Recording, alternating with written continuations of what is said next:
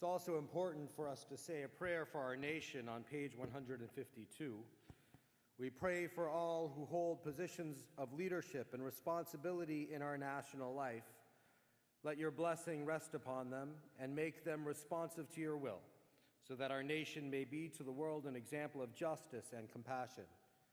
Deepen our love for our country and our desire to serve it. Strengthen our power of self-sacrifice for our nation's welfare. Teach us to uphold its good name by our own right conduct. We read together. Cause us to see clearly that the well-being of our nation is in the hands of all its citizens. Imbue us with zeal for the cause of liberty in our own land and in all lands, and help us always to keep our homes safe from affliction, strife, and war. Amen. They say a picture is worth 1,000 words. If that's true, what 1,000 words would we choose to define the year that passed? What images could adequately describe the complicated and challenging nature of our last 365 rotations and our journey around the sun? What images would you choose? There were images of conflict and the seemingly endless war in the Middle East. The refugee crisis continued unabated as haunting images of pain and struggle were captured by the camera's lens. In America, there was a wavering on what we believe to be long-held core American values. And we saw an increase, a significant increase, in anti-Semitic incidents and racially motivated crimes across this country. This summer alone brought with it deeply destructive events and challenging pictures. As our scientists predicted, as the oceans warm even by the slightest amount, we will see more frequent and more intense storms. And we saw nature's fury in the hurricanes that struck Houston and Florida, and now the Dominican Republic and Puerto Rico. And we saw their aftermath. And just as our ethicists and social commentators predicted, the anger and rhetoric became more heated and ugly. And as a result, our society will become more obsessed with who is an outsider and who is an insider. And as a result of that, we will see other dark storms befall our society. And we did when we bore witness to the events in Charlottesville. Who could have imagined that Nazis and the Ku Klux Klan and their white supremacist ilk would have been so brazen and felt so secure that they could march faces unhidden confidently through American streets in the 21st century? There are so many images that stick with me when I think about the challenges of the year, but none more than this one. During a cold winter morning, I was drinking a cup of coffee when I was told that a threat had been made at the Jewish Community Center, and that everyone, including the children, including my children, were being evacuated. I immediately left to try and pick them up, not knowing where they were being taken. When I turned down Santa Monica Boulevard, the road was blocked, and I saw children marching in the snow. At the time, I didn't know that these were the kids from Milwaukee Jewish Day School and Hillel Academy, and that they were relocating to Congregation Shalom. But seeing these children marching through the snow, holding their teachers' hands, under armed guard, stopped me in my tracks. It filled me with terrible communal memory. Jewish children marching in the snow. I was horrified and scared, and for some reason felt a profound need to capture the moment, perhaps to share with others, and perhaps find consolation in the sharing. And though we now know that this was perpetrated by an individual from overseas, a Jewish young man in Israel suffering from a mental illness, it didn't change the feelings of that moment. And it only adds to the confusion we might feel about the world in which we live. This was a moment where our own community, Our own children were touched by the fractured nature of our prior year. 5777 has come to a close, and we are at the beginning of a new year. And it is for that reason that I want to speak with you about how we might be feeling about the year that passed and how we might be feeling about the year to come. For many of us, this year has been complicated. It had its ups, of that I am certain, just as every year has its moments of goodness. But this year also had experience after experience, event after event, moment after moment, that has challenged our abilities to cope, sometimes in quick succession, and we may feel overwhelmed. I can tell you that this year I have personally felt angry, sometimes despairing at the state of the world, saddened by the fractured nature of our existence and the downtrodden spirits of people who I care about. All of this stifled the sense of optimism that I typically feel as I move through my days and weeks, my months and my year.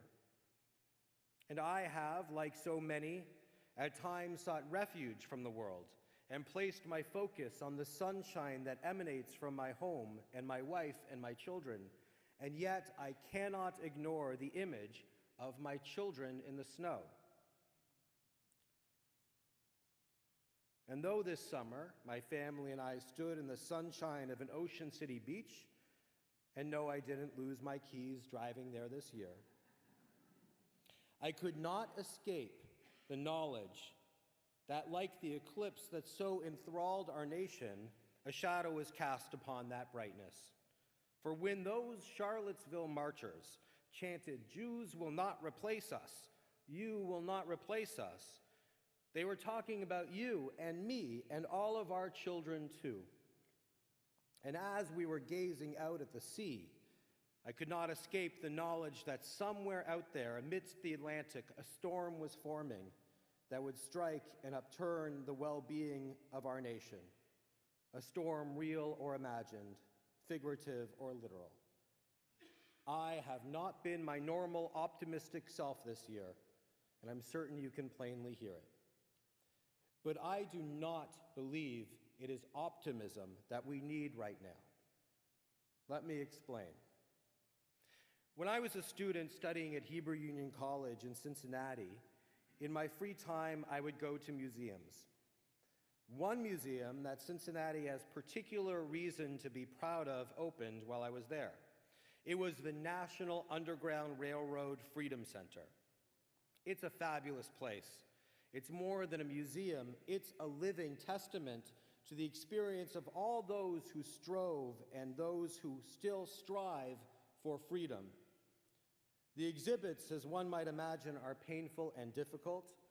The most central artifact is this slave pen, which is the only known surviving rural slave jail, previously used to house people prior to their being shipped to auction. They tell the story of the path to freedom from slavery in the South across the Ohio River and into the free states and beyond. Slaves were permitted to sing to break up the monotony of their work in the fields or in the homes of their slave owners. These songs would communicate instructions on how to escape, to flee north, walking at night, wading in the water, directions to the conductors who would lead them along the route 10 or 20 miles each day to the next station, where they could receive messages about the safety of the next passage. And there were those who helped, like the famous station master, John Rankin, who used a light in the window as a secret sign to signal that it was safe to cross the Ohio River to his home. I often wonder, what must have motivated a human being trapped in slavery under the most abysmal conditions, disavowed of their humanity by their owners, separated from their family, their children, or their parents, separated by design by slave traders, forced into labor and degradation? What motivated them to seek out a new life at great risk? What motivated them to break the shackles of slavery and take step after step to freedom? What motivated those who helped them? I don't believe it was optimism. Optimism is looking on the bright side. It's seeing the good despite the ills that surround us. Optimism is believing that all is for the best. There's nothing wrong with optimism in and of itself, but I don't believe that optimism is what motivated those who were fleeing slavery. It was not optimism that allowed our ancestors to persist despite the atrocities of the centuries, the pogroms and the forced relocations. It was the firmly held belief that there could be a better day, a brighter future somewhere beyond the next horizon, so long as we march together. It was not optimism that motivated our grandparents and parents to board a boat and travel across the sea, to set their feet at freedom's door and help liberty's light shine ever brighter for their children and their children's children. It was not optimism that allowed our people to climb out of the ashes of the Holocaust, that motivated us to fulfill a dream of 2,000 years to reestablish Eretz Zion Yerushalayim, the land of Zion and Jerusalem. It was not optimism, but it was something stronger and more precious and resilient. It was, as the anthem of Israel teaches us, ha-tikvah. It was tikvah. It was hope. Hope, like a lantern in a window, a bright horizon, liberty's light, and the fulfillment of an age-old promise. But what is hope? Psychologist Charles Snyder and his colleagues came up with the hope theory. According to their theory, hope consists of agency and pathways. The person who has hope has the will and determination that goals will be achieved, and a set of different strategies at their disposal to reach their goals. Put simply, hope involves the will to get there, and different ways to get there. It's pretty straightforward. But in religious terms, Abraham Joshua Heschel shared that hope is a conviction rooted in trust, an ability to soar above the darkness that overshadows the divine. And there is so much darkness, but I see hope as the light. There's a story that Rabbi Israel Salanter once spent the night at a shoemaker's home. Late at night, he saw the man working by the light of a flickering flame. "Look how late it is," the rabbi said. "Your candle is about to go out. Why are you still working?" And the shoemaker replied, "As long as the candle is burning, it is still possible to mend." For weeks afterward, Rabbi Salanter was heard repeating the shoemaker's words to himself. As long as the candle is burning, it is still possible to mend.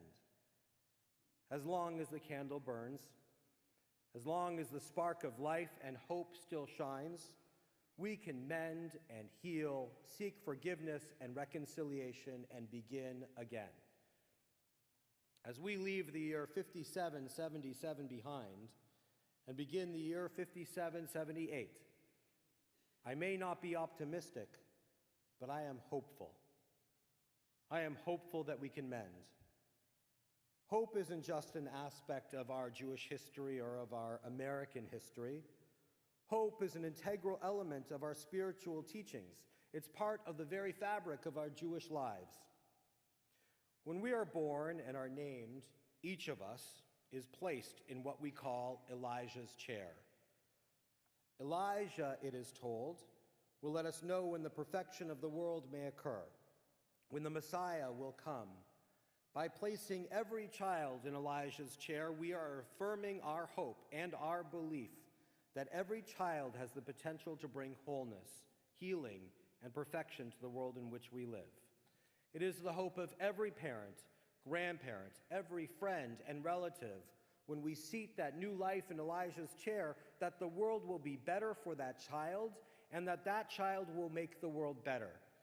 And never forget that we all sat in that chair at the beginning of our lives. That promise exists in every one of you. And after our birth, hope is with us like a companion on our journey, particularly in our most profound moments. Hope is with us as we stand under the chuppah and link our lives to a beloved companion. When the glass is shattered at the end of the service, that act is a reminder that even in a world that is at best broken, two people can find hope to find wholeness and completeness. Hope is with us in every holiday. At Yom Kippur, we hope that our transgressions can make us clear like the snow, and that we can attain the life we desire in the new year.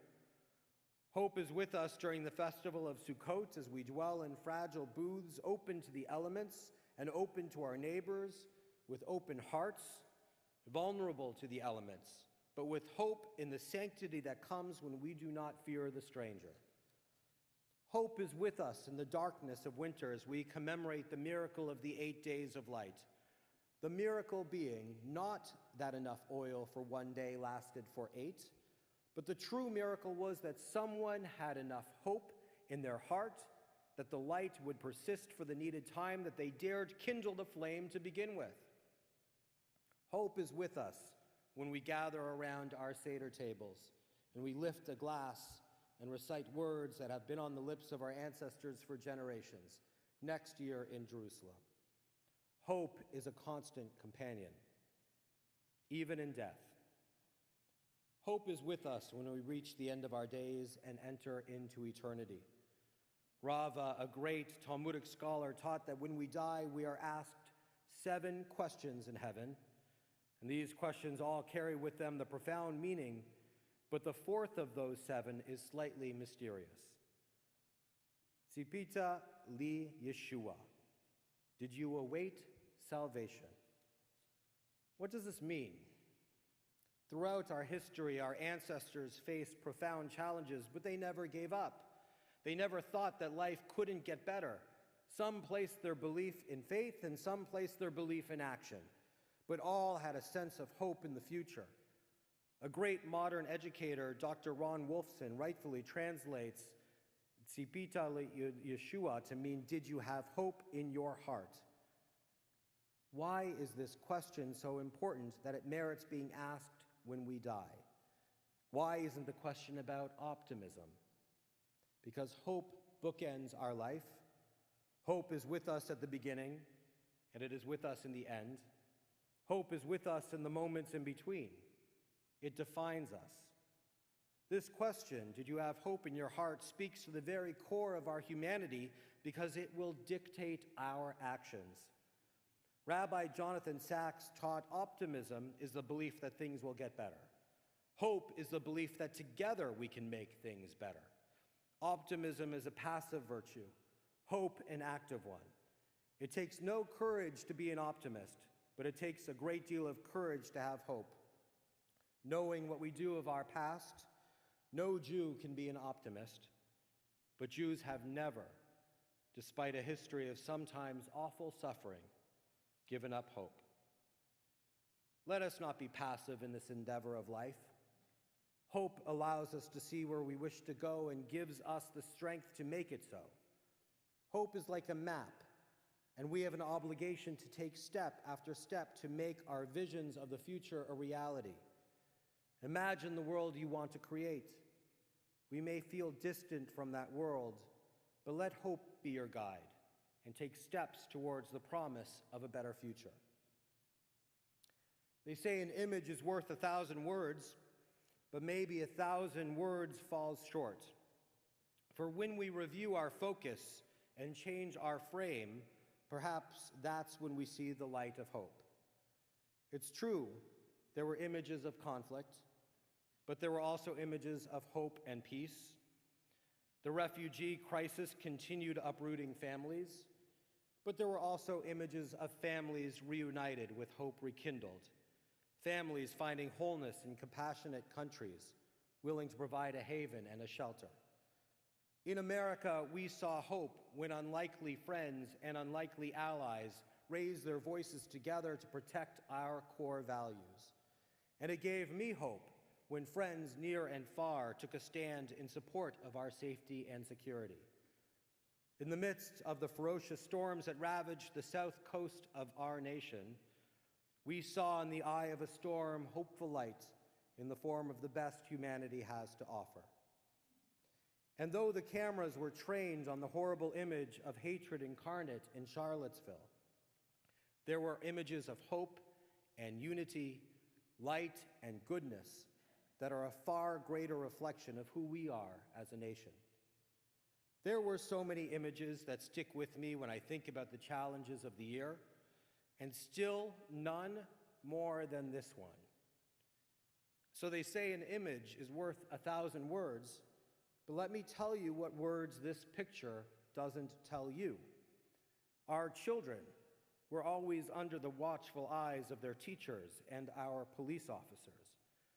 They were embraced by neighboring institutions that sheltered them and made them feel safe and comforted.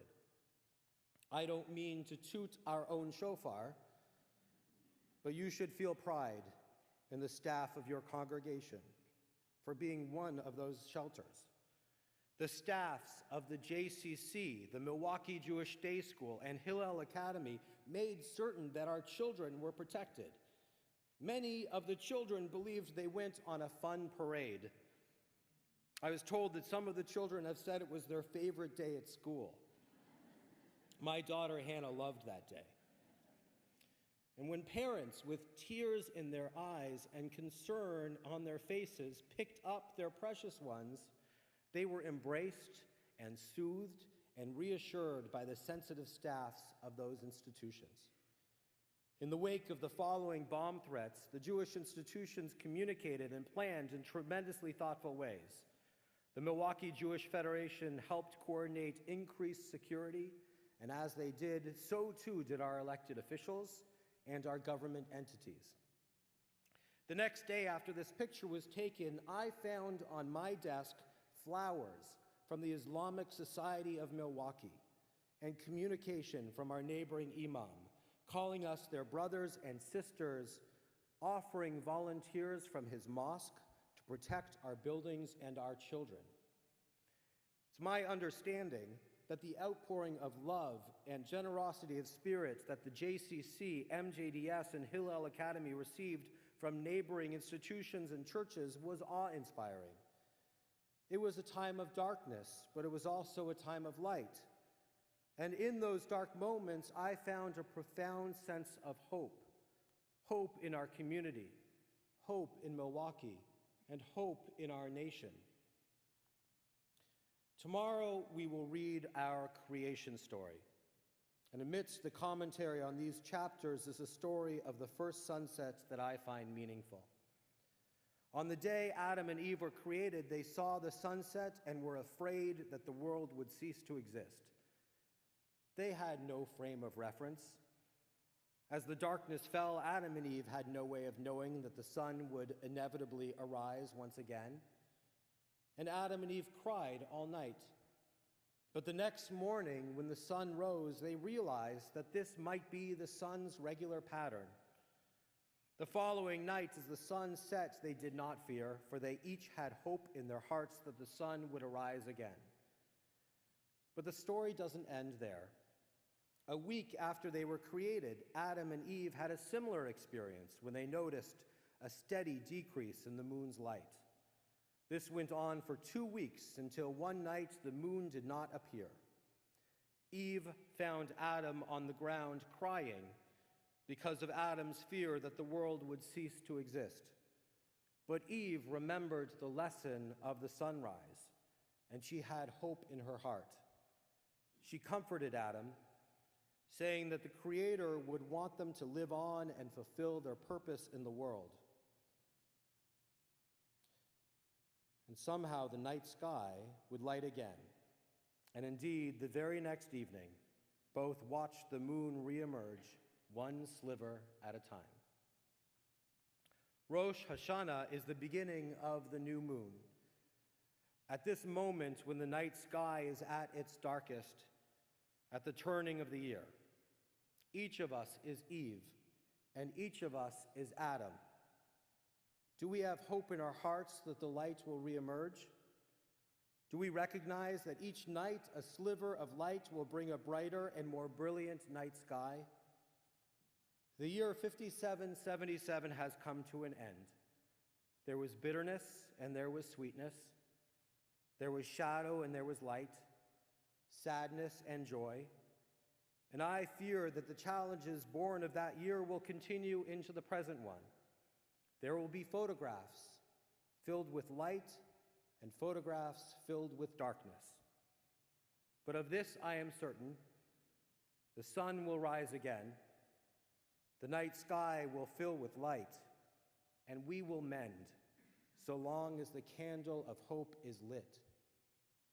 I know this deep down inside, because I have hope in my heart, and I pray you do too. Shana Tova.